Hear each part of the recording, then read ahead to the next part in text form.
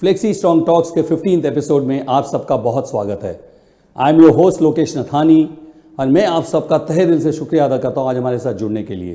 Today also we are going to speak about a very important subject, the pains and gains of parenting. Our very special guest this evening is Dr. Debmita Dutta. Dr. Debmita Dutta is MBBS and MD and distinction holder from Armed Forces Medical College. She is a practicing doctor for over 20 years and a practicing parenting consultant for over 10 years. She is the founder of WPA and celebrated author on parenting. She has worked in many hospitals and have also taught at Armed Forces Medical College, Pune.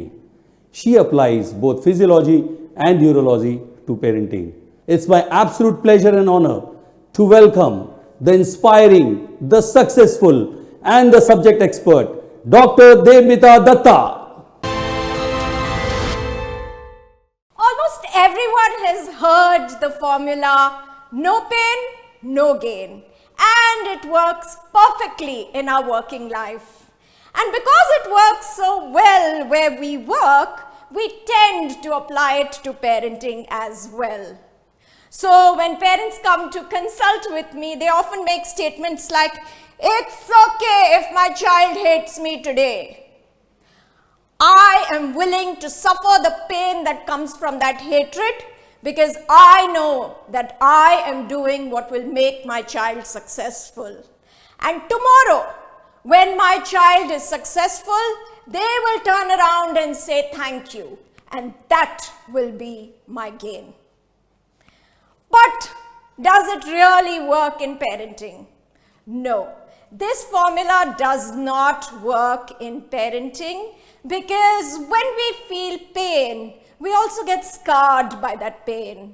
And when we feel the pain of parenting, we permanently distort, deform, and destroy our relationship with our child.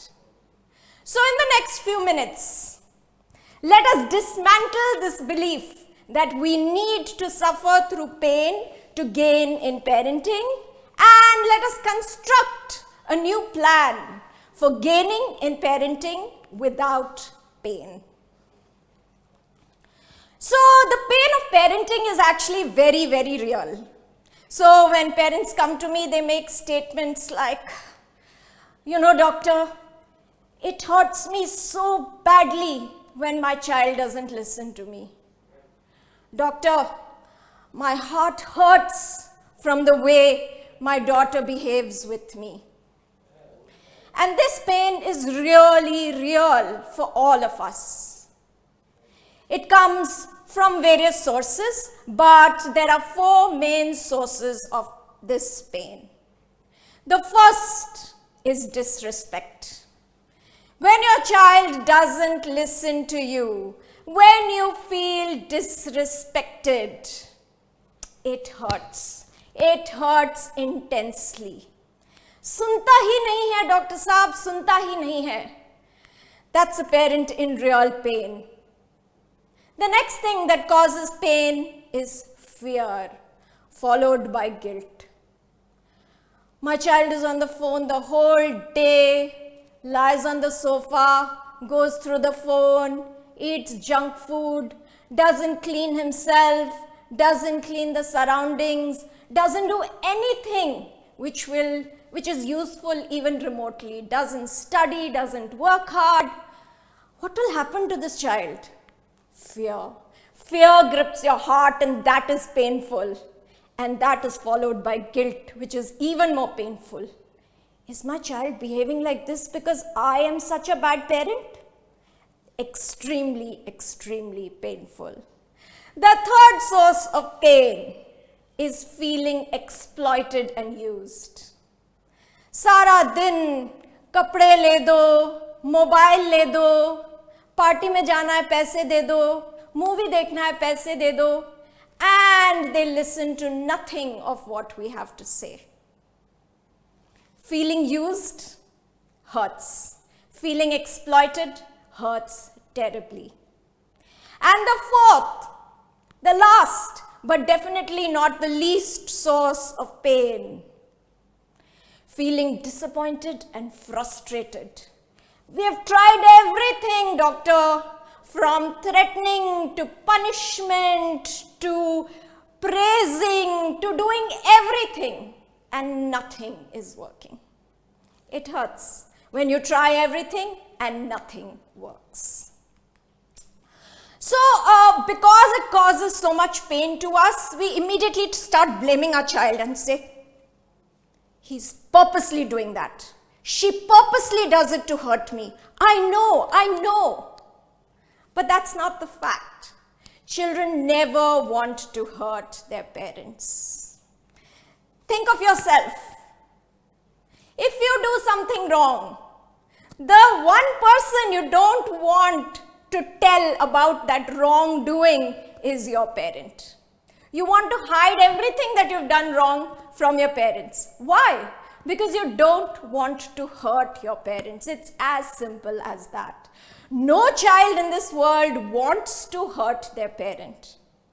So when children cause us pain, it's important for us to understand that they don't want to cause us pain. They are causing us pain because they are in pain. They are behaving badly because they are feeling bad.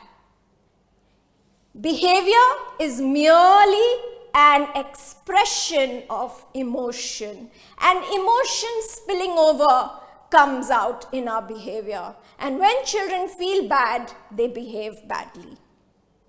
Now you may ask, why is my child feeling so bad? I am doing everything I can to make my child feel good. So the fact is that we cannot make children feel good by doing everything for them. Children feel good when they have three things. When they have control over their lives, when they feel capable of overcoming challenges, and when they feel like they're contributing and making the world a better place. Now, of course, we want our children to be capable and we want them to contribute, which is why we tell them, go learn this, learn that, study, practice, and so on to make them capable. And then we tell them to do what is required, what is expected, which is the way they contribute to the world. But what do we not want to give them? We do not want to give them control.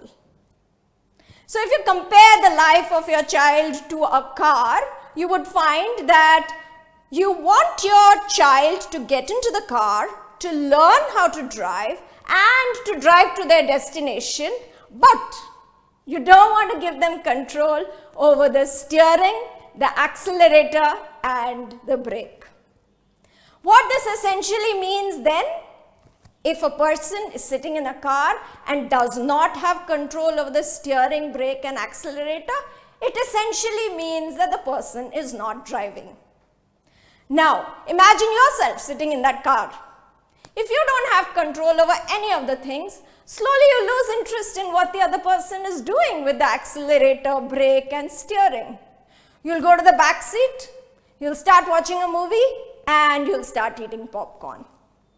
That's exactly what our children do. When we don't give them control over their lives, they lose the motivation to learn and to perform. They then lose confidence to overcome the challenges that are coming in their path. And when they cannot overcome these challenges, they lose self-esteem. Losing self-esteem is extremely, extremely painful. When you feel that you are not good enough, when you feel small, it's extremely, extremely painful. And children just want to escape from this pain. So in the past, it was a little difficult to escape and go anywhere. So you had to pack your bag, you had to catch a bus or a train and go somewhere. Now you can just pick up a device, click on it, and escape into the virtual world. So when you find a child who's constantly on their mobile, they are essentially escaping the pain of the real world and escaping to the virtual world. They also eat junk food because junk food makes you feel good. Think about it. You eat junk food when you are not feeling good in order to mask the pain of not feeling good. And they develop fear of failure. So they avoid doing anything because they think, what if I do it wrong? After all, they have low self-esteem, low confidence. So they don't want to attempt anything. So they just lie back on the bed, play on their phone and eat junk food. And that's what you see. Now, it's important to understand then that if you want children to get up from the bed, put away their phone, stop eating junk food and go out and do what is required for success, you need to give them control over their lives. But it's extremely difficult to give children control over their lives, isn't it?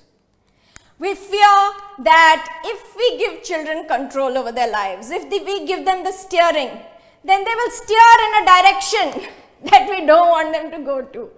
So say this is the direction in which there are studies, learning, practice and eventual success. They will go in this direction if they have the steering and go towards friends, YouTube, Instagram, gaming and so on. Now, this is extremely scary for us. We also fear that if they have the accelerator, they won't press hard enough when it's time to go uphill and fight with the competition in the real world. And if they have the brake, they will not press hard enough when it's time to stop having fun and go work hard. So, it's important for us to understand that unless we give them this control, they will surely have a crash one day. If you don't teach your child how to handle the steering, brake and accelerator, when your child starts driving, there will surely be a crash. And that's what we are preparing children for. We're actually pushing them into the crash. So in the next few slides, I'm going to tell you 3 steps on how to hand over control smoothly to your child. The first step is to discuss and decide where you're going before you get into the car. Now this is really important because as adults we know that if 2 people are sitting in the car, one person wants ice cream and the other person wants to buy groceries, it is absolutely possible as long as we have expressed ourselves and we decide that we will take a route that goes to both places. Now, for this, what do we need? We have to stop complaining and we have to become curious. So most parents will be like, I don't know why he does this, I don't know why she does that. Instead of that, what if you said, I don't know why she's doing this. I wonder why she's doing that. And that will be amazing for you because as soon as you ask that question, you will realize that your child needs to succeed today. While your path will take your child to eventual success, the path that your child is taking them to immediate success. And immediate success is important for children because it gives them an identity among their peers. Now, although they need immediate success, it's not like they don't want eventual success. The problem is that they don't know how to get both together. And this is where we can step in.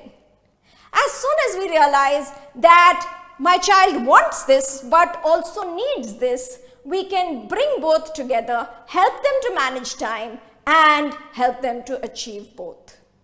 So essentially, we have to do 3 things. Be curious to find out what they really want. Communicate with them to understand and communicate our plan as well to them, and then collaborate and manage time such that they're able to do this and that together. Step 2 is to understand that when children don't do anything, when they stop doing things, what is happening is that they're running out of fuel. So step 2 is to fill your child with fuel, and the fuel that children run on is unconditional love. Now, there's no parent in this world who doesn't love their child unconditionally, and yet children begin to feel unloved. Why? Because we threaten them. So we say, if you don't study, I will take away your phone. Now, what is most important here? It's important for us to see that when we say this, we're actually saying that studying is more important than the threat. Studying is more important than our love for the child. When we bribe our children, we're essentially saying, if you study, I will get you pizza. Again, we're saying studying is more important than the love. So, in this way, we keep communicating that what you do is more important than who you are to me. And this causes children intense pain. They run out of fuel and they stop listening to us. Now, if you want your child to work hard, all you need to do is fill them with unconditional love. And for that, simply stop threatening and stop bribing. Step 3 is to help them. Step 3 is to understand that once you're in the car, you must not sit in the back seat and do backseat driving. This is terrible. When you're in the car and you are driving and someone is constantly comparing and criticizing and saying, that's not the way to do it. You need to do it like that. Comparing you, criticizing you, it really, really hurts. After a while, the child thinks, it's okay, do it yourself. I don't want to do it anymore. So, if you want your child to keep listening to you, stop saying things that your child doesn't want to hear. Say things that your child wants to hear. Stop comparing and stop criticizing. Then your child will listen to you. Now, in the end, let me summarize everything that I've said and make it easy for you to apply it. So let's use the 5C formula for painless parenting. Always begin with curiosity. I wonder why they're behaving like this. Communicate with them to understand what they want and to tell them what you want for them. Collaborate with them to manage time so that they can do what they want along with what will be good for them. Have the courage to love them even when they don't do what they are supposed to do. Love them for who they are and not what they do. And last but not the least, always value the relationship over everything else. If you use this 5-point formula for parenting, you will be able to succeed at parenting and gain from parenting without pain. Thank you. So thank you so much, Dr. Debmita. That was so wonderful when you spoke about, some very easy to implement steps. Friends, you just heard Dr. Debmita. So modern age parents, probably they are learning fast, but traditional parents, how do they deal with the situation either as a parent and even as a grandparent? So I think one of the most important things for us to understand is that earlier there was not much work done on parenting. We did not know too much about neuroscience. We did not know too much about physiology, and we now need to update ourselves. Unfortunately, the problem is that everything is in very complicated language and it's in journals which nobody reads. There is a lot of research, but nobody is reading it. So actually what I do is I read a lot. I put it into two-line sentence and then I just simplify it for parents. So that's the passion that drives me. Let me share everything that has been done in the research world, everything that we have discovered so far, and apply it to parenting. So like your mother said, it's not the parents' fault. All of us act from what we know. We need to change what we know in order to change our actions. And it's the same for grandparents. After all, they want the best for the child, but they're acting from a space of whatever they know. As soon as we help them to change their knowledge, you're watching a video, share it with your mother. It'll change her knowledge, and she will also act differently when she comes to the same situation. No, you're absolutely right. Now, how does, as a parent, you kind of process this in your head and say, it's okay, give it, step by step or whatever. So how does one deal with that? So it's very important to understand that eventually we want to hand over control, right? So we want to keep children in our control.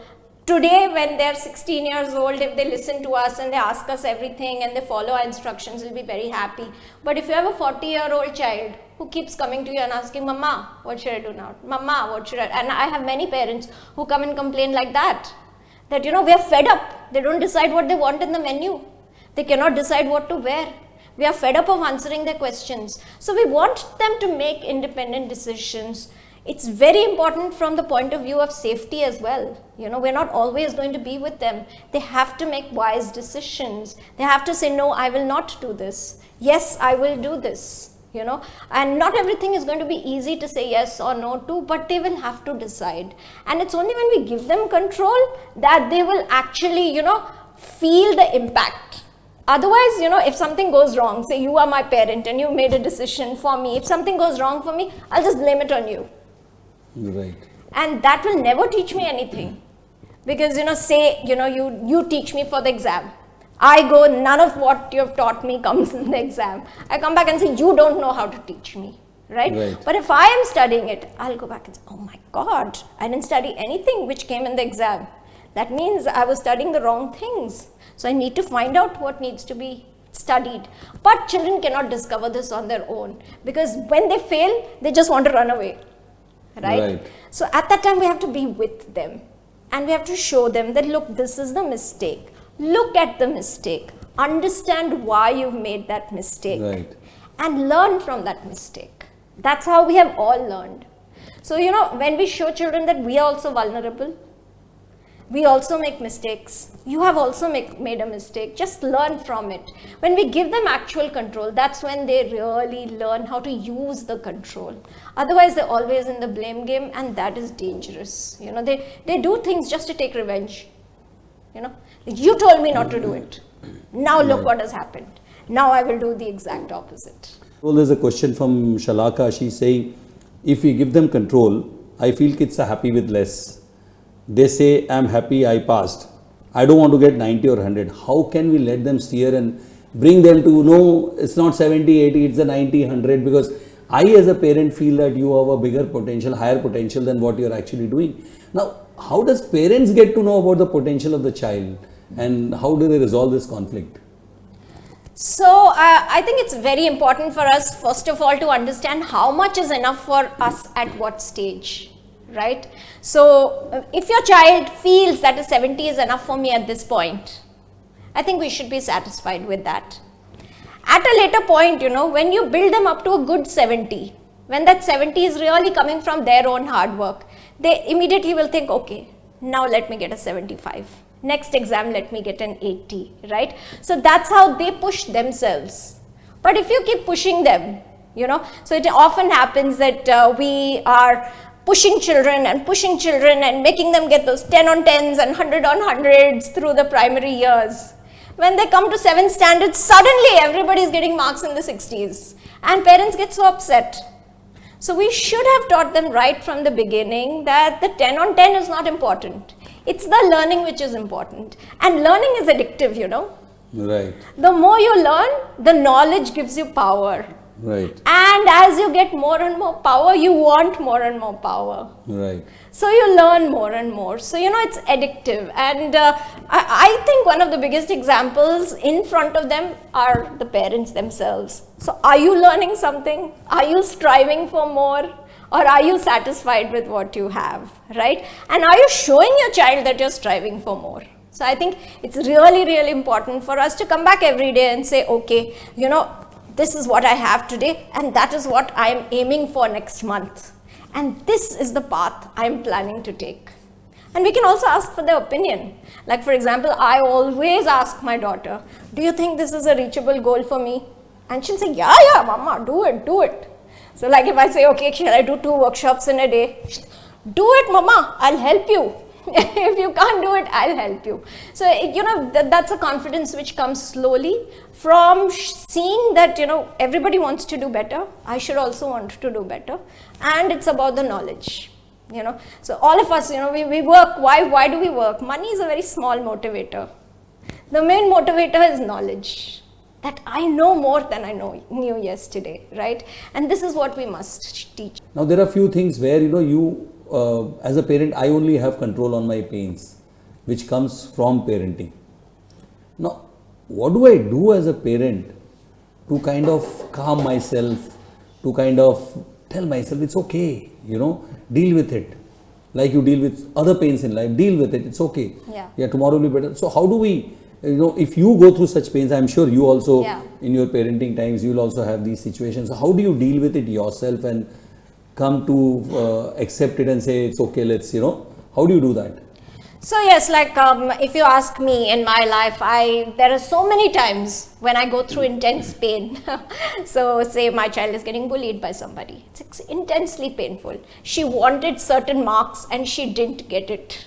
It's intensely painful to see her in pain, right? But what I need to, help her with is to learn from that pain.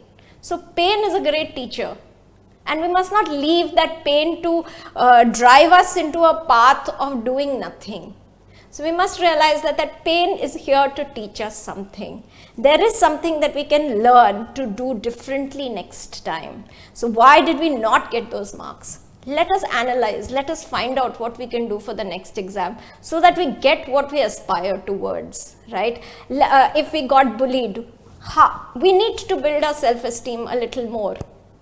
Obviously, we don't have enough self-esteem. Right. So, these are the lessons that we need to learn, and we should not blame anybody. So, when we are in pain, it's a natural tendency to blame the other person. So, we tell, the teacher didn't want to give you marks. Yeah, but that's not true. The teacher always wants to give you marks because the teacher's worth is proven by the marks the students get, right? So this is not something we should ever say to the child, or we should say that, oh, when that child doesn't do well, you will do well, right? So we should say, yes, go to the place where there's maximum competition, do badly and then rise, suffer through that pain so that you learn through it. There's a question from Pooja Kedia, like, grandparents obviously pamper the grandchildren a lot, and that basically makes the job of parents difficult because the child is going where he or she is getting what she wants. And also another thing is that a lot of grandparents are not really educated, so somewhere we also feel inko kya pata hai, and this calls for constant conflict at home. So how does a parent and both grandparent deals with it, because somewhere directly indirectly it impacts the child as well? So I think it's a really, really important question, because we don't want to break ties with our grandparents, our parents, they have so much to give our children. So we want them in our lives. That's very, very important for us. So there are many parts to this. Number one is to build their knowledge, of course, which we already spoke about. Number two is, to love children for who they are and not what they do. So the grandparents love the child because he is my grandson, because she is my granddaughter. We will be like, today you listened to me, so I like you so much. Yesterday you didn't listen to me, so I didn't like you that much, right? Although, in our hearts, of course, the love is always there, but we show less love. Like you may stop talking to a child, or you may hit a child, or shout at a child. You're not expressing your love in the same way when the child listens to you and when the child doesn't listen to you. So the child immediately knows that, oh, my grandparents love me for who I am, but my parents love me for what I do. And so they will always go towards the person who loves them for who they are. If we think of ourselves, if I come home and my daughter says, okay, you're not taking me to Paris, I don't want to talk to you, right? We feel so judged, right? We're like, oh, she doesn't love me because I'm her mother. She loves me because I'm going to take her to Paris, right? The third part is that, whenever we want children to follow us, we cannot instruct them. We have to inspire them. So are you living a life that's worth copying? Is it inspiring your child? You cannot tell your child to do what you are doing. You must inspire your child. Your child must come after you and want to do what you want, what you are doing. And for that, you need that much passion. Are you doing what you are doing with that much passion? Are you lazing in front of the TV? Then what are you expecting from your child? So moving on, Priyanka is asking, while one parent is trying their best to inspire and lead, the other is taking parenting casually and seems the spouse is overdoing. And I'm sure you must be getting a lot of cases like this where she's, I'm trying to discipline, I'm trying to make the child better, but the other person, the other parent, they are like, it's okay, jaane do, vagara, vagara. So how do you arrive at some kind of consensus or be on the same page? So I think number one is, instead of arguing with the other parent, we can actually show them that it works, right? It's about showing more than, actually arguing. Sometimes we get lost in that argument. So number one is for us to know that there's power in one. Always believe in the power of one. The child only needs one parent who is willing to do everything for the child. And discipline, if it ends up in punishment. So the other day I had some parents come to me, and it was very strange that the child is slapping the mother, small child, 1 year old, like just enjoying hitting the mother. And the mother naturally, if someone's hitting you, you would get angry after a while, and she's like, oh, don't do that to me, and she's like almost hitting the child. And the father is then telling the mother, why are you scolding the child? So this is something you must understand, that you cannot tell the child to do something wrong. That is really, really wrong. As far as the other parent is concerned, we must understand and empathize that this is not okay for the other parent as well. How long can you be hit by a 1-year-old child even? It hurts after a while, and in any case it hurts your respect even if it doesn't hurt you physically. So it's important for the other parent to empathize, but even if they don't, it's important for us to still lead the child down the correct path by inspiring them. So just ask, why are you hitting me? So obviously the 1-year-old is hitting because they want something and they don't have the vocabulary to ask. So if we ask them, if we give them a bunch of options, they will choose from it. So we have to understand that children misbehave when typically we are not listening to them. Typically. Like, it could be a 1-year-old child who has to hit us, or it could be a 16-year-old who has to go to the mobile because, you're telling them to do things that they don't want to do. So first of all, if we understand the child will automatically listen to us. The minute you're the understanding parent, you can be sure that the indulgent parent will not be listened to.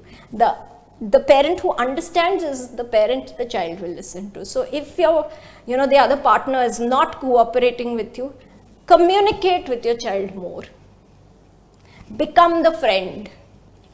The child will tell you what they want. Right. And then when you get on their team and you say, okay, we will get this together, then the child will automatically start listening to you. Right? So discipline is never about force or punishment or pressure. When we start thinking of this is when we think that the other person will not cooperate with us. Right. Discipline is essentially about empathy. You are like looking at the child and you're looking at them empathetically and saying, oh, this is what they want. And then we're conveying to them, yes, let's get it together. Come on, we're a team. And then where will the third person come in from? They won't be able to do anything. As much as they want to indulge the child actually doesn't want indulgence. The child wants what they want. So I think this is the only way to kind of go about it. Another question from Mukesh is, how to discipline our teenagers? How do we do that? Do we really need to do that? Yes or no? And if yes, then how? If no, then why? So again, discipline, like I said, is definitely not about punishment. Discipline actually comes from the word disciple, which means to teach. So you're basically teaching the teenager how to function in the world. So it's not about waiting for them to make a mistake and then clamping down on them, or not allowing them to make mistakes at all by keeping the rules so tight that they cannot do anything outside of those rules, right? So both approaches are wrong. Understand, again, engage with children, ask them, communicate with them, understand what they want, and then show them the best way to do it. Okay, you want to go for a movie with your friends to the mall. Fine, I'm okay with that. Now, who are these friends? Do I have all their numbers? Do I know all their parents? Do you have charge on your phone? Do you have my number? How many other numbers do you have in case I don't pick up my phone? Who are the other people you will reach out to? Do you have all these numbers written on a sheet of paper in case you lose your phone for whatever reason? Will you be able to call up from there?